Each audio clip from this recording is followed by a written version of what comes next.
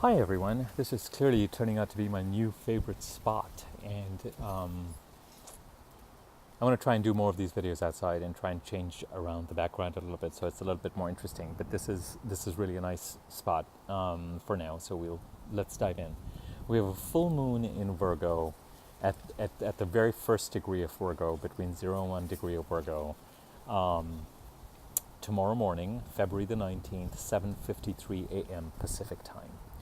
And it's a complex full moon, so I was struggling a little bit with trying to put my thoughts in order with regard to how to mention and talk about this full moon. First and foremost, it's a full moon. People who have seen my videos will be annoyed that I'm doing this again, but we have a new moon, which we did 2 weeks ago, and things accelerate until we get to about the full moon, which is happening tomorrow, and then they decelerate until the next new moon, which is going to happen on March the 6th. So as we head towards the full moon, and if you pay attention to the last 48 hours or so, things become full moony, which means that emotions get heightened. We have meltdowns, the pot bubbles over, there's increased activity, there's a desire to reach culmination, there's a desire to complete things, there is, and emotional things happen. You know, it's like the full moon, and the full disk of the moon is revealed, so sometimes things are revealed to us, things become, I'm not going to say they become clearer, they become illuminated. Sometimes things become complete. So if there's a phase of your life that is getting complete with this full moon, and that's certainly a possibility, that's a really interesting way to look at this full moon. It's a really interesting way to look at this full moon. If something is becoming complete, then pay attention to that. And in some cases it may feel desirable, in some cases it may feel like you're being forced to get complete with something. And I'm going to expand on this theme more. I'm so glad it came to me when it did in the way that it did, because that really actually very nicely sums up the theme of this full moon. So we have a full moon. The milk is going to boil over the pot, or you're going to get an offer, or something's going to get complete. On the positive side, things come to culmination, offers can be made, something comes to completion in a good way, you get pushed into the limelight, and often a full moon is more challenging insofar as our emotions are just pushed a little bit to the limit, often thematically related to wherever it is that the full moon is happening. There can be conflict, there can be challenges, so it's best actually sometimes to allow the conflict to happen so that you can actually try and take a step back and observe what is creating or causing the intensity of emotion. And then maybe you can understand what is behind the emotion, behind the action a little bit more effectively, and try to deal with that as opposed to whatever it is that is coming up.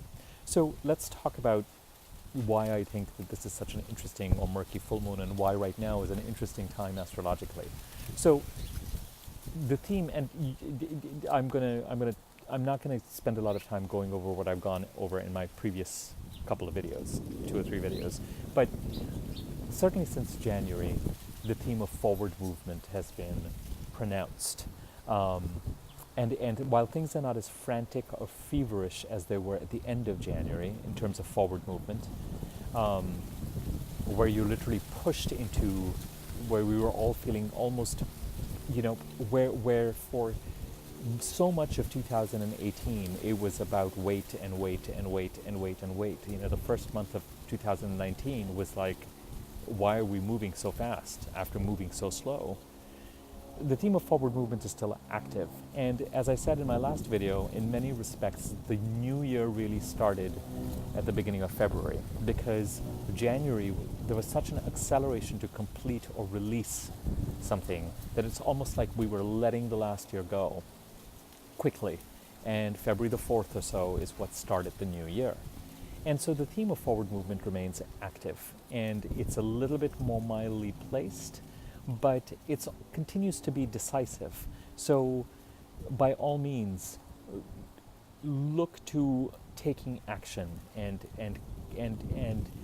identifying your goals and move towards them, because this forward movement is already getting distracted by the fact that March is going to be the first month this year that is going to put the brakes on things.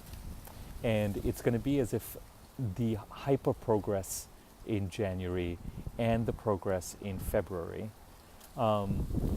requires March to happen so that we can catch up on a few things and heal a few things from the past, so that by the time April comes around, we can really again start to move forward again and build on the forward momentum and gains of January and February.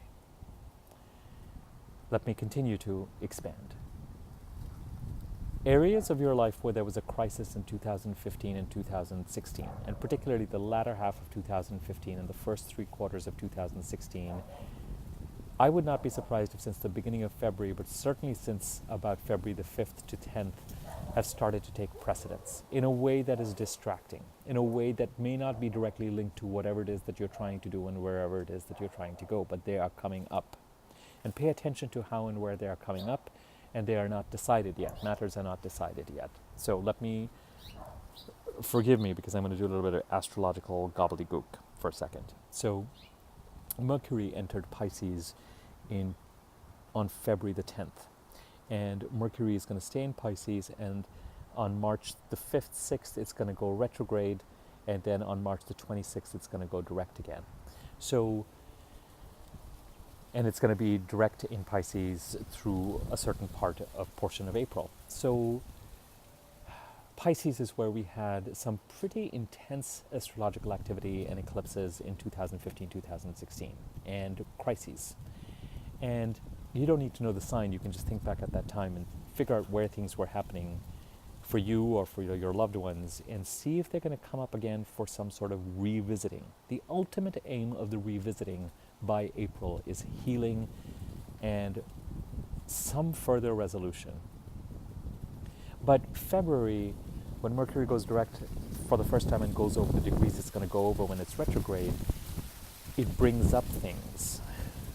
And it may bring up things in a way that make you feel like, oh, okay, we've decided on this. But then March the 5th, it goes retrograde, and then things have to be somehow reconsidered from the past and rethought and reviewed and re-looked at, and details have to be looked at, and were all the I's dotted, and were the T's crossed, and what do we have and what do we not have. And then after the 26th, especially as we head into April, the energy is so much more helpful, so much better. And there's reason to believe that handshakes can happen and healing can happen. Now this healing sometimes can mean that we get what we want, and sometimes it means that we shake hands and we make a deal. We make an agreement. We choose to look at things as from a more optimistic standpoint, knowing that certain things that have been bugging us are behind us. So, and another way to look at it is sometimes a healing could mean that 2 parties come together. Sometimes a healing can mean that 2 parties have to go apart in a way that they're not going to bother each other anymore. So while the latter may look like a negative and may not look like healing, it is ultimately healing, because there's something that has been a source of crisis and stress since 2015, 2016 that can be resolved. If it's a health-related thing or a financial thing, look to see whether by April some bandages can be put in place so that you're struggling less with the crisis that came up in 2015, 2016.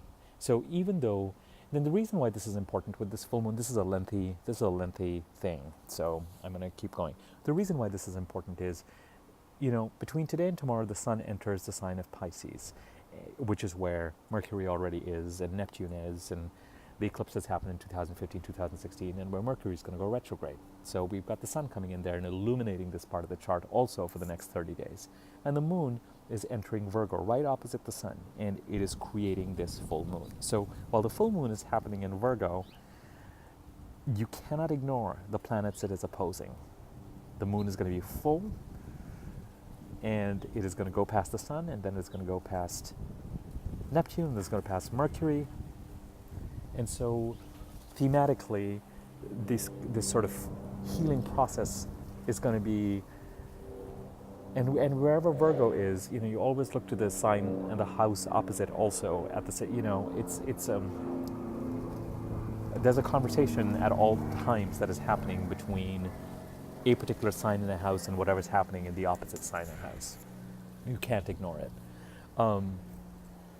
So this full moon certainly can bring up, this full moon is certainly happening at a time where not only are full moony things happening and things are reaching completion, but it may very well be that it's bringing matters to a sort of early head around things that need to be healed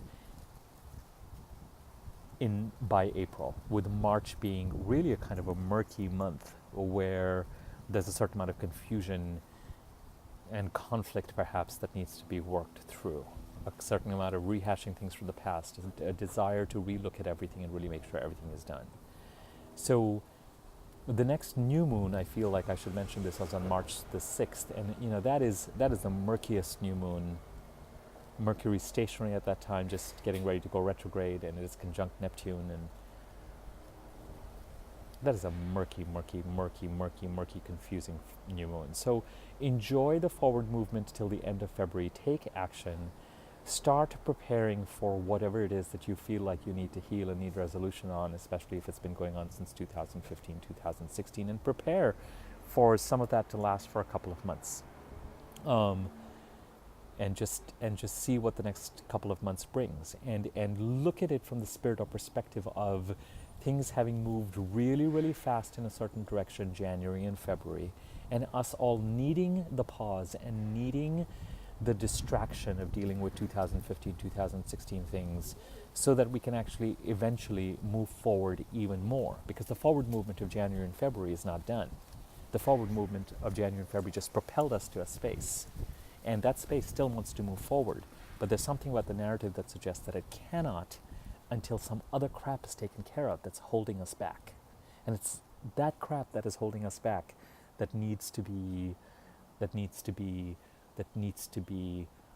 you're already feeling now, and that needs to go through a kind of a murky, let's all get together and figure out what the hell we're doing and what we really feel, and can we reach some sort of a compromise? Can we put certain things behind us, and can we move forward so we're not burdened by it anymore? In April, when it comes to the sign of Pisces, there really is potentially a healing quality that comes into it. The one thing I will say about February, I told you this was a lengthy video, I'm sorry, but it's important to mention. The one thing about February and March and Mercury in Pisces is that our thinking and our communicating and our ability to process information becomes really murky and kind of slow. And Mercury is a clear thinking planet that focuses on logic and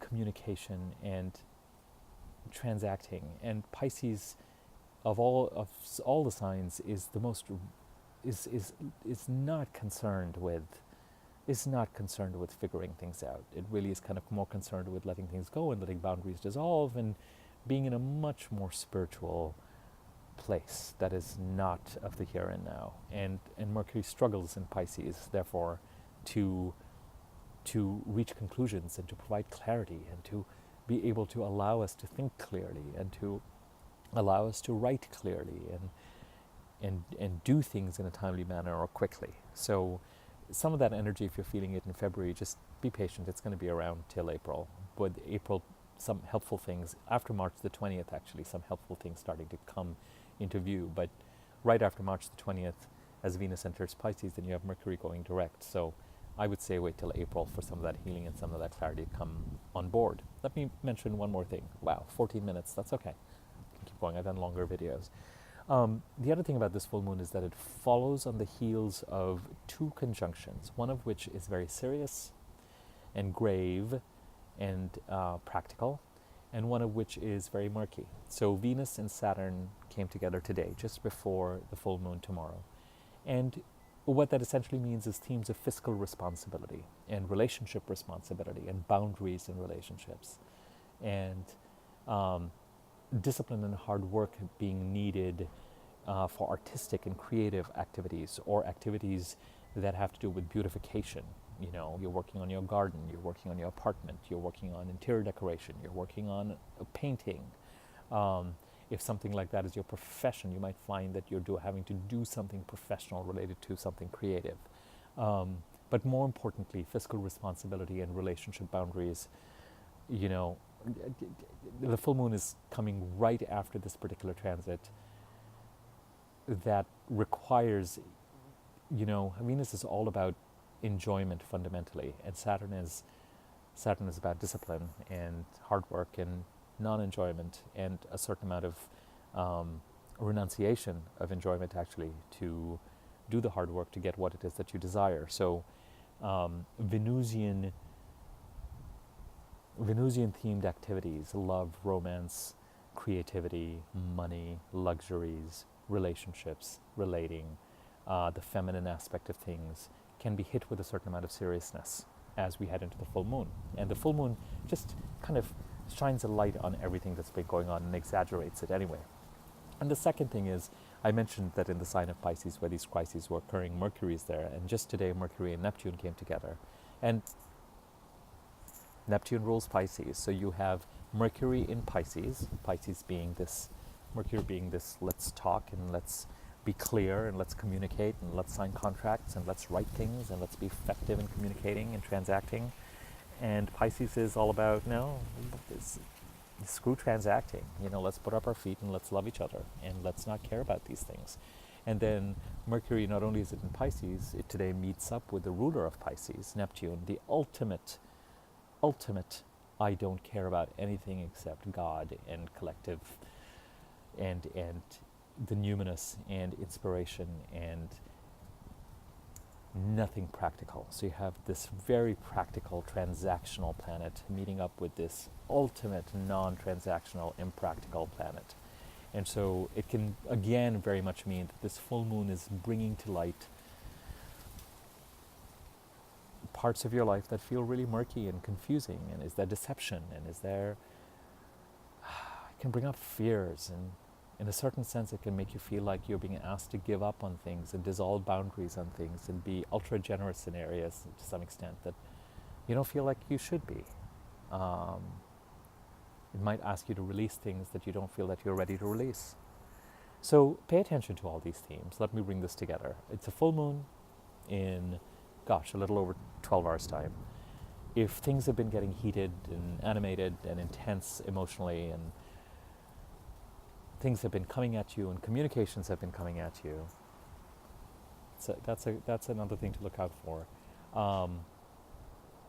And if things are ending, even if they're things that you don't necessarily want, just pay attention to all of that, right? And just know that if all of a sudden parts of your life that had some sort of a crisis in 2015 and late 2015 and for much of 2016 are coming back up for consideration, just know that after 2 months of forward movement, we're being asked to pause to reach some resolutions and make some decisions. By April, with March being a particularly complicated and murky month,